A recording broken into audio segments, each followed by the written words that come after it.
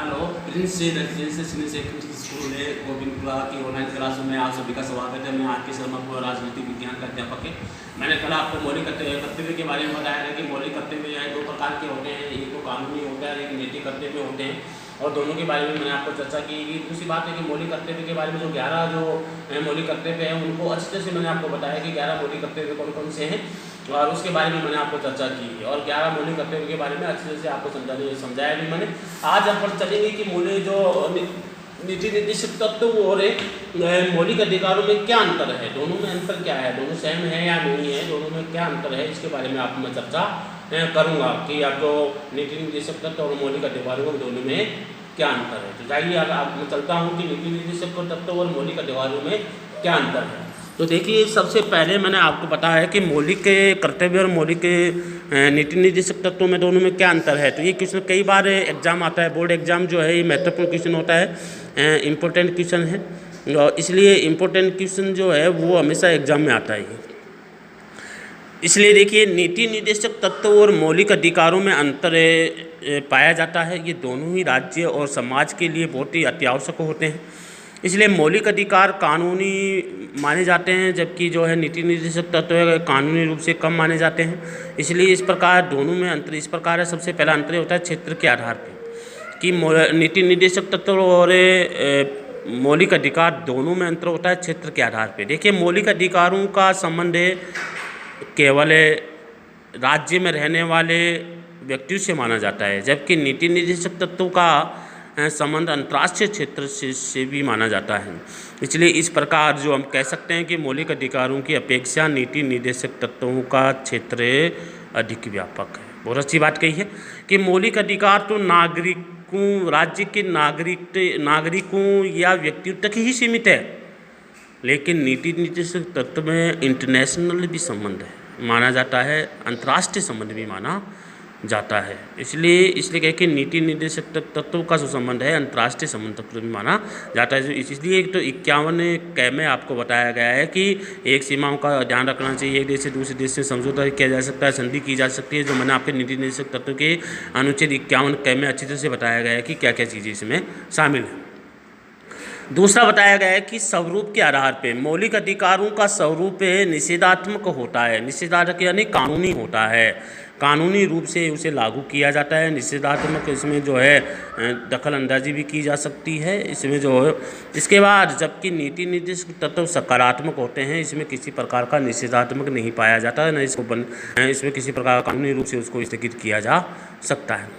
इसके बाद तीसरा जो पॉइंट बताया गया है कि उद्देश्य के आधार पर कि मौलिक अधिकारों के अंतर्गत जो अधिकार नागरिकों को प्रदान किए गए हैं वह देश के लोकतंत्र की स्थापना करते हैं। ये कह रहे हैं कि जो अधिकार व्यक्ति को दिए गए हैं वो अधिकार क्या करते हैं, वो देश के नागरिकों को प्रदान किए गए हैं, वह देश के लोकतंत्र को स्थापित करते हैं।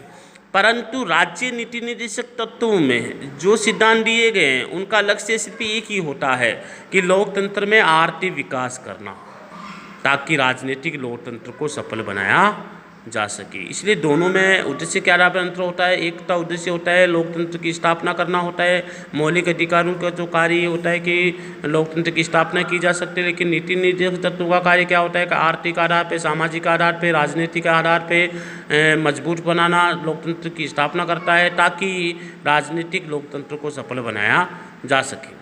अन्य आधार भी हैं। सबसे पहले इसमें मौलिक अधिकार व्यक्ति से संबंधित है, जबकि नीति निर्देशक तत्व समाज से संबंधित माना जाता है। तो बहुत अच्छी बात कही है कि मौलिक अधिकार तो व्यक्ति से संबंधित माना जाता है, लेकिन नीति निर्देशक तत्व में समाज माने पूरे समाज के लिए माना जाता है।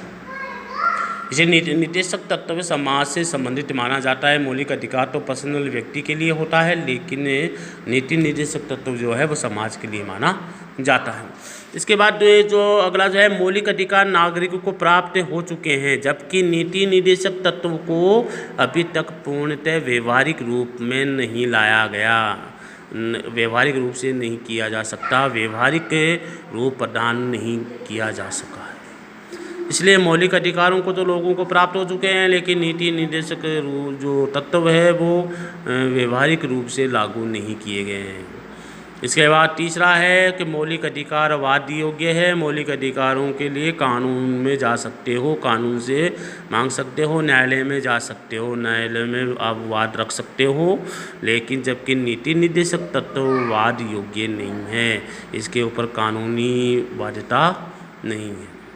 इसके बाद जो अगला जो बताया कि मौलिक अधिकार नागरिकों के कानूनी अधिकार है, जबकि नीति निर्देशक तत्व समाज के नैतिक बंधन माने जाते हैं। ये समाज के नैतिक बंधन है, माने व्यक्ति के स्वभाव पर निर्भर करते हैं, व्यक्ति की इच्छा के ऊपर निर्भर करते हैं, सब इच्छा के ऊपर निर्भर करते हैं कि व्यक्ति नीति निर्देशों का पालन करे या नहीं, ये व्यक्ति के ऊपर निर्भर करता है। लेकिन मौलिक अधिकार कानून है, वो व्यक्ति को मानना ही पड़ेगा।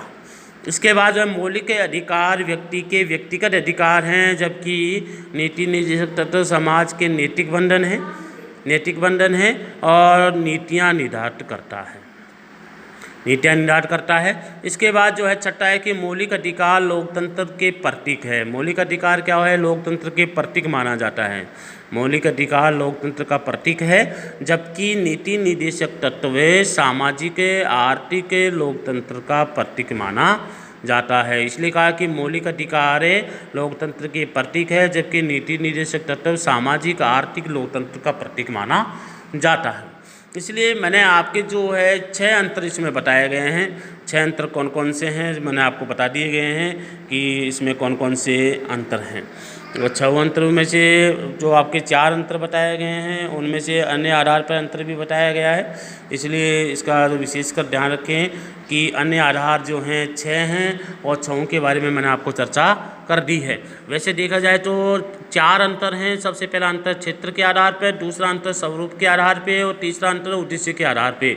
ये 3 महत्वपूर्ण हैं। और चौथा जो है अन्य आधार है। अन्य आधार में 6 आधार जो मैंने आपको बता दिए गए हैं, 6 आधार में अंतर पाया जाता है। इसलिए हमारे देश में नीति निर्देशक तत्व और मौलिक अधिकारों में अंतर बताया गया है। दोनों से व्यक्ति के विकास के लिए आवश्यक माने जाते हैं।